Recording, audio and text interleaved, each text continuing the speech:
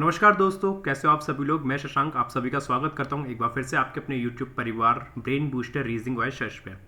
आज का सेशन रोज़ से थोड़ा सा डिफरेंट है। आज आपको इसमें मेरी फोटो वगैरह नहीं दिख रही होगी, मैं नहीं दिखूंगा इसमें क्योंकि ये सेशन मैं घर से रिकॉर्ड कर रहा हूँ और हो सकता है कि थोड़ा सा वॉइस में डिस्टर्बेंस भी आपको सुनने को मिले। बैकग्राउंड म्यूजिक में बैकग्राउंड आवाज़ कहीं से आ सकती है, तो उन चीज़ों को इग्नोर करिएगा और सेशन पे ध्यान दीजिएगा। हमें केवल पढ़ाई से मतलब है, ठीक है, क्योंकि आज थोड़ा सा मैं अपना घर आया हुआ हूँ, तो इस कारण से मैं इसको केवल और केवल रिकॉर्ड कर रहा हूँ, बिना पेन टैप से रिकॉर्ड कर रहा हूँ, है ना। चलिए तो स्टार्ट करते हैं सेशन को। लेकिन सेशन को स्टार्ट करने से पहले आप सभी से रिक्वेस्ट है कि प्लीज़ सेशन को लाइक कीजिएगा। सेशन को लाइक करने के साथ साथ चैनल पर नए हो तो चैनल को सब्सक्राइब भी कर लीजिएगा, क्योंकि आपका ये छोटा सा काम मेरे के बहुत काम आएगा।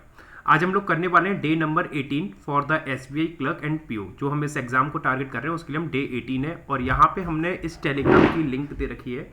आप चाहें तो इस टेलीग्राम चैनल को ज्वाइन कर सकते हैं, जिसकी लिंक हमने डिस्क्रिप्शन और कमेंट बॉक्स दोनों जगह पे दे रखी है। ये पहली पजल है आप लोगों के सामने। आप चाहें तो इसका स्क्रीनशॉट भी ले सकते हैं और इसको अपने आप ट्राई कर सकते हैं, जब तक मैं अपने एंड से इसको बना के दिखाता हूँ कैसे बनेगी। 7 फ्रेंड्स हैं TUV WXYZ, participate in different events, dance, singing, racing, और इस तरीके से पार्टिसिपेट कर रहे हैं लोग अलग अलग इवेंट में। They participate in different days of the week starting from Sunday to Saturday. Sunday से स्टार्ट कर रहे हो, सैटरडे पे खत्म कर रहे हैं। तो संडे से सैटरडे तक क्या बनेगा? Sunday, then Monday, then Tuesday, Wednesday, Thursday, Friday and then Saturday.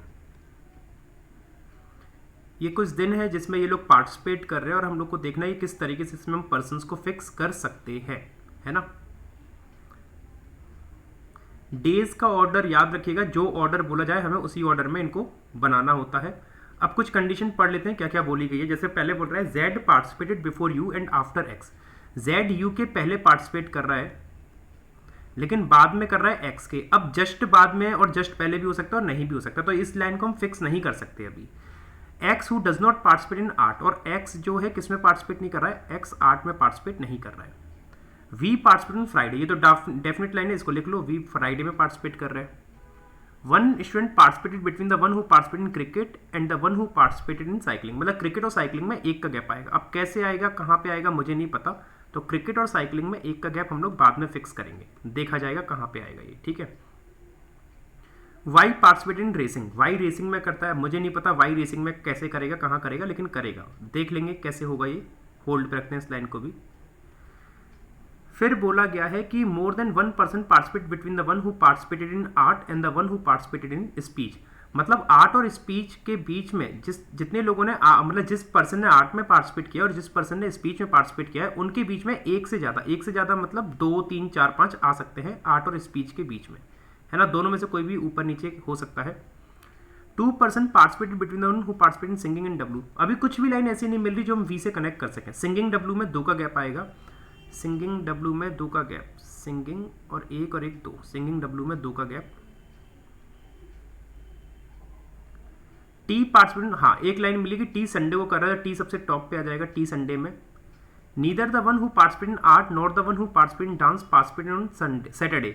मतलब आर्ट और डांस सैटरडे में नहीं कर रहे हैं, ठीक है। इसको भी लिख लेते हैं कि आर्ट और डांस दोनों में से कोई भी सैटरडे को पार्टिसिपेट नहीं कर रहा है ना। दोनों में से कोई भी सैटरडे को पार्टिसिपेट नहीं कर रहा है।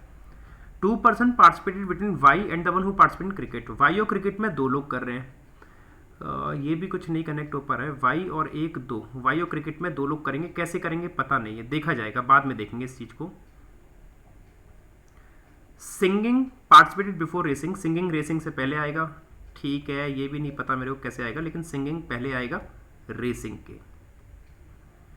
और only 1 person participating T and Y, T और वाई में एक कर रहा है, तो टी अबर है तो वाई अपना यहाँ आएगा, कंफर्म है ना। और देखो वाई से रिलेटेड हमें एक लाइन दे रही थी, वाई क्रिकेट में 2 लोग कर रहे थे, तो वाई 1, 2 क्रिकेट अपना वी में आ जाएगा इस हिसाब से, है ना। लास्ट में जाके पॉइंट्स मिल रहे हैं, तो Y cricket Y line fix हो गई।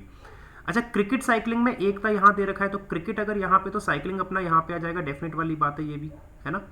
ये भी फिक्स हो गई। अच्छा वाई रेसिंग, अच्छा वाई रेसिंग कर रहा था, ये यहाँ पे लिखा हुआ है, तो वाई में मैं रेसिंग लिख दे रहा हूँ, ये भी अपना कंफर्म हो जाएगा। और क्या दे रखा है अपने को, और कुछ है। सिंगिंग W में 2, पता नहीं कैसे आएगा ये, सिंगिंग पहले आएगा रेसिंग के, पता नहीं कैसे आएगा ये भी। अब हम क्या कर सकते हैं, TYV तो आ गए, सिंगिंग W में 2 आएंगे, आर्ट स्पीच में वाई रेसिंग हो गया, आर्ट और डांस सैटरडे में नहीं आने। अब देखो हमारे पास एक इवेंट ये हो गया, दूसरा ये हो गया, तीसरा ये हो गया।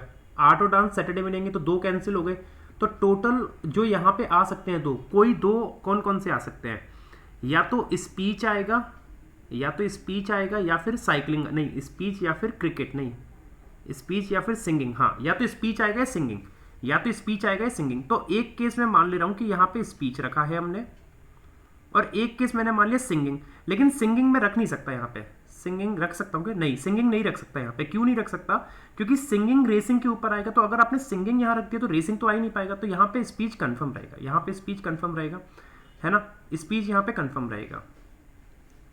अब सिंगिंग आएगा रेसिंग से पहले, और आर्ट और डांस सैटरडे में नहीं आते। अब इनको कैसे करें देखते हैं। सिंगिंग और डब्लू में 2, सिंगिंग डब्लू में 2, अगर सिंगिंग को मैंने टी में रखा तो 1-2 डब्लू आ जाएगा, और सिंगिंग को मैंने मंडे में रखा 1-2 डब्लू आ जाएगा। ठीक है, आ सकता है, कैसे करें। अच्छा सिंगिंग रेसिंग से पहले आएगा, सॉरी रेसिंग से पहले सिंगिंग दे रखा है ना, रेसिंग से पहले सिंगिंग दे रखा है, रेसिंग तो यहाँ पे है, तो सिंगिंग या तो टी में आएगा, है ना, टी कंफर्म है। एक पॉसिबिलिटी और बनेगी जहाँ सिंगिंग हम मंडे में रख सकते हैं, सिंगिंग या तो ऐसे आएगा, और वाई रेसिंग तो कंफर्म है ही, वाई रेसिंग कंफर्म है, यहाँ पे साइकिलिंग कंफर्म है, और यहाँ पे वी क्रिकेट कंफर्म है, और यहाँ पे स्पीच कंफर्म है। ठीक है, अच्छा सिंगिंग ये सब हो गया है अपना, सिंगिंग आएगा रेसिंग से पहले। अब आर्ट और डांस रह गए, तो इन 2 कॉलम में मंडे और थर्सडे में आर्ट डांस आएगा, और इसमें आर्ट डांस या तो संडे में या आर्ट डांस यहाँ पे आएगा, है ना। अच्छा स्पीच और आर्ट के बीच में एक से ज़्यादा आएगा, तो आर्ट अपना यहाँ तो नहीं आ सकता क्योंकि एक ही रह जाएगा, तो आर्ट अपना यहाँ पे आएगा, है ना। और स्पीच अगर यहाँ है तो आर्ट अपना यहाँ नहीं आ सकता क्योंकि इनके बीच में एक से ज़्यादा चाहिए, तो एक से ज़्यादा मतलब 2 तो मिनिमम चाहिए, तो आर्ट अपना डेफिनेट है वहाँ आएगा। डांस अपना फिर कंफर्म यहाँ पे हो जाएगा, डांस कंफर्म यहाँ पे हो जाएगा। ठीक है, speech cricket dance cycling racing ये सब हो गया। हमें एक चीज़ चाहिए थी, एक्स में आर्ट आना नहीं चाहिए, तो एक्स में आर्ट नहीं आएगा, तो एक्स के नीचे जेड और यू आने, तो एक्स यहाँ पे, जेड यहाँ पे, यू यहाँ पे। एक्स में आर्ट आ नहीं रहा है, ठीक है, एक्स जेड और यू चाहिए, तो एक्स जेड यू, इसमें 4 कॉलम खाली है, कहीं भी आ सकता है। सिंगिंग डब्लू में 2 का गैप आएगा, तो सिंगिंग डब्लू में 1-2। अच्छा देखो सिंगिंग अगर पहले वाले केस में अगर आप देखोगे सिंगिंग ये गया तो 1-2 डब्लू तो नहीं आ पाएगा, तो ये केस गलत। केस नंबर 2 में देखो सिंगिंग यहाँ पे तो 1-2 डब्लू यहाँ पे आ जाएगा, और एक्स जेड यू लाना है, तो एक्स यहाँ पे, जेड यहाँ पे, यू यहाँ पे। एक्स में आर्ट नहीं आ रहा था, नहीं आ रहा, ये लाइन हो गई फिक्स, आर्ट स्पीच हो गई फिक्स, सारी लाइन फिक्स हो गई अपनी। और जब सारी लाइन फिक्स हो गई तो अपना सेकंड वाला केस क्या बन रहा है, सही। उम्मीद करता हूँ आप लोगों ने भी सेकंड केस सही बनाया होगा, सेकंड केस जैसे ही बनाया होगा, है ना। चलिए ये इसकी कुछ क्वेश्चन है, आप चाहें तो इनको कमेंट करके बता सकते हैं क्या आंसर आएंगे। हम दूसरी पजल पर मूव करते हैं जो क्लरिकल लेवल की पजल है। ये क्या है, क्लरिकल लेवल पजल है, आराम से बन जाएगी विद इन 1 मिनट, 1 मिनट से भी जल्दी बना लोगे। 8 लोग हैं, डी से लेके के तक एक सर्कुलर टेबल के राउंड बैठे, लेकिन जरूरी नहीं इसी क्रम में हो, सभी लोग सेंटर फेस कर रहे हैं। ठीक है, 1 2 3 4 5 6 7 8, 1 2 3 4 5 6 7 और 8। Case number 2, case number 1। ठीक है, के 2 राइट में है जे के, और जे इमीडिएट नेबर है आई का। देखो जे अगर यहाँ रखा तो के 2 राइट में यहाँ बन सकता है ना। और जे ये हु जो लगाए जे के लिए लगाए, ये जो बोल रहे हैं ना J who is immediate neighbour of I, तो ये हु जे के लिए लगाए, जे आई का नेबर है तो आई अपना यहाँ भी आ सकता है, जे यहाँ है तो आई यहाँ भी आ सकता है, और के 2 राइट में जे के ऐसे बन सकता है। 3 लोग आई और जी के बीच में आएंगे। हमेशा याद रखना अगर सर्कल में 8 लोग बैठे हुए हैं और आपसे कभी भी लाइन मिल रही है कि 3 लोग बैठे हैं आई और जी के, तो वो हमेशा एक दूसरे के आमने सामने आएंगे, तो जी अपना यहीं आएगा, आई आएगा तो जी अपना यहाँ आएगा। आप काउंट करके देख लो, दोनों तरफ से आई और जी में 3 ही आ रहे होंगे। फिर बोला है G who is not an immediate neighbour of K, G के का नेबर नहीं है, तो ये केस गलत क्योंकि यहाँ तो जी के नेबर हो गए, और यहाँ पे ये सही है, जी के नेबर है नहीं। डी 2 लेफ्ट में है ई के, और ई नेबर नहीं है एच का। अच्छा अब डी 2 लेफ्ट में है ई के, तो इसका मतलब मुझे एक बात समझ में आती है कि डी और ई के बीच में 1 का गैप आएगा। अगर ई को यहाँ रखूँ तो डी नहीं आ पाएगा, ई को यहाँ रखूँगा डी आ जाएगा, ई को रखूँगा तो डी नहीं आएगा, ई को रखूँगा तो डी नहीं आएगा, तो ई अपना कन्फर्म यहाँ पे, डी यहाँ पे, और ई नेबर नहीं है एच का, तो एच अपना यहाँ पे। 1% कौन बचा जल्दी बताओ मेरे को, डी ई एफ रह गया ना, एफ अपना यहाँ आ जाएगा। तो केस नंबर 1 सही, विद इन 1 मिनट ये बन भी गई आराम से, क्योंकि ईजी पजल थी, बहुत ईजी थी। आपके सामने ये 2 क्वेश्चन है, कमेंट करके इनके आंसर जरूर बताइएगा। अगली पजल आप लोगों के सामने कुछ इस तरीके से है, ये आराम से आपको क्लरिकल में देखने को मिल सकती है, लेकिन क्लरिकल में थोड़ा सा लेवल इसका बढ़ा दिया गया है क्योंकि ये कैटेगरी बेस्ड पजल है जो कहीं ना कहीं स्टूडेंट्स को फंसाई देती है। 9 student GHI JK LMNO enrolled in 3 different courses bank SSC and railway, मतलब 3 कोर्सेज हैं, एक है बैंक, फिर एक है SSC और एक है रेलवे। इन 3 कोर्सेज में 9 स्टूडेंट्स इनरोल करा रहे हैं किसी एक कोचिंग इंस्टीट्यूट में या कहीं पे भी, और देखते हैं किस इंस्टीट्यूट में, मतलब किस कोर्स में कितने बच्चे इनरोल कराते हैं अपना। M enrolled in bank course, M जो है इनरोल करा रहा है बैंक में, but not enrolled in the same course with G, लेकिन जी के साथ नहीं करा रहा। तो एम बैंक में करा रहा है तो एम अपना यहाँ आ सकता है, लेकिन जी के साथ नहीं करा रहा, तो जी या तो एसएससी में करा सकता है या जी अपना रेलवे में करा सकता है। ये हो सकती है ना 2 पॉसिबिलिटी, तो एक और एक 2। H neither enrolled in the same course with G, H ना तो जी के साथ करा रहा है, मतलब एच और जी डिफरेंट रहेंगे। एच और जी डिफरेंट के लिए I use minus. I have already told you multiple times in my previous sessions that I use minus for the different persons, right?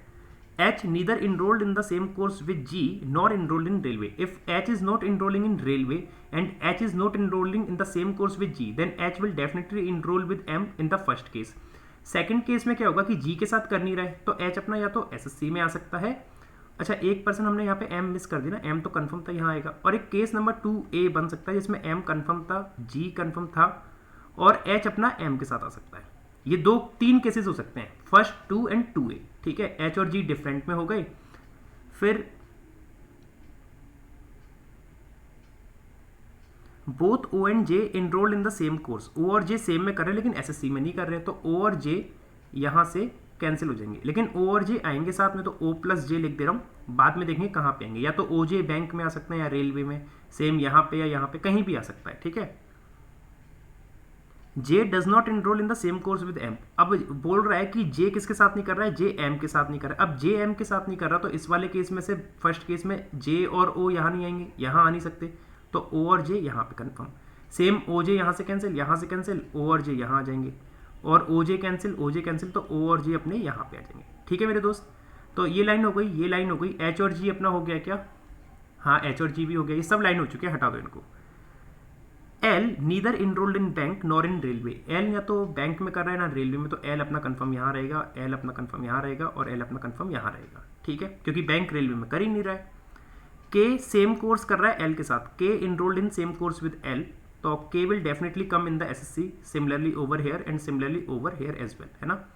But not enrolled in the same course with H, K L के जैसे course में कर रहा है लेकिन किस में नहीं कर रहा है, H के साथ नहीं कर रहा है, तो केस नंबर 2 गलत, क्योंकि K और H तो सेम में कर रहे हैं। केस नंबर 1 में K और H डिफरेंट और 2A में भी K और H डिफरेंट है। N enrolled in the same course with K, N और K सेम में कर रहे हैं। अब N और K सेम में कर रहे हैं तो इस केस में N यहाँ आएगा और इस केस में N अपना कंफर्म यहाँ आएगा, ठीक है। I neither enrolled in the same course with O, I ना तो O के साथ कर रहा है, तो रेलवे वाले में I आ सकता है, यहाँ पे पॉसिबल नहीं है क्योंकि O से डिफरेंट कर रहा है, तो I अपना कहाँ आएगा, बैंक में, क्योंकि इसमें 4 से ज़्यादा बढ़ नहीं सकते, उसने कहा था नॉट मोर देन 4, है ना। I neither enrolled in the same course with O nor enrolled in bank, और ना बैंक में कर रहा है, आई ना तो बैंक में कर रहा है ना O के साथ, तो O के साथ तो कर नहीं रहा लेकिन बैंक में कर रहा है, तो ये केस गलत। O के साथ नहीं कर रहा तो आई रेलवे से कैंसिल, बैंक में करनी है तो यहाँ से कैंसिल, तो आई अपना कंफर्म यहाँ पे आएगा, और ये केस नंबर 2A सही बनेगा। Case number 2A is the right. 4 लोग SSC में, 2 लोग बैंक में, 4 और 2 6 और 3 लोग रेलवे में, 9 लोग अपने इस तरीके से बन के आ गए। उम्मीद करता हूँ आप लोगों ने भी सेम यही सॉल्यूशन बनाया होगा, है ना। ये इसके कुछ क्वेश्चन है, आप चाहें तो इनके आंसर कमेंट करके बता सकते हैं। How many person enrol in the SSC, तो SSC में 4 लोग कर रहे हैं, 4 लोग का मतलब हो गया ऑप्शन नंबर A। और कौन से पर्सन ने सेम कोर्स ज्वाइन किया जी के साथ, ये आप देख के बताना क्या आंसर बनेगा। चलिए अगली पजल आप लोगों के सामने कुछ इस तरीके से है, ये आपकी बाई डायरेक्शनल पजल है, क्लर्क लेवल की है ये भी। PQRST UVW sitting in a linear row in such a way some are facing north, some are facing north south, not more than 2 adjacent person, 2 से ज़्यादा लोग जो साथ बैठे हैं सेम डायरेक्शन फेस नहीं कर रहे हैं, ठीक है। W sit second from one of the extreme end, तो अगर मैं इधर से मानता हूं तो W अपना यहाँ आ जाएगा, है ना, और 2 अगर ये हो गए तो 3 4 5 6 7 8 ऐसे बनेंगे। अगर यहाँ से लेता हूं तो W यहाँ बनेगा 2 3 4 5 6 7 8 ऐसे हो गए। V who does not face the north, तो V नॉर्थ नहीं कर रहा तो V साउथ करेगा, और 2 राइट में बैठा है W के, अब W के 2 राइट में है तो W नॉर्थ करेगा, V यहाँ करेगा, और V के क्या बोला था, V who does not face north, V north नहीं तो V क्या करेगा, साउथ करेगा।